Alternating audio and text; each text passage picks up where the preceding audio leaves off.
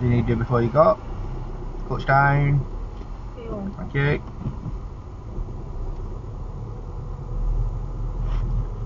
Right.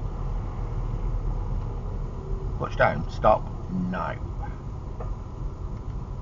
Leave that gap. Right. Think about what would happen if a truck comes. Get stuck. No, go forward. Doesn't matter if anybody else blocks them off. It's not our problem, is it? Yeah. Would you understand me on that one?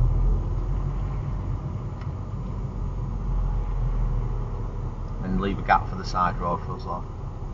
So come back to your right. Keep it straight like that, clutch down. There you go. That makes sense with that parked car on right. Yeah. How many people would just come and sit in at the back of that and then the ambulance won't get through? The traffic's bad enough for this morning, isn't it? Let alone anybody else causing it. Because people don't think that what causes a lot of problems out on the road.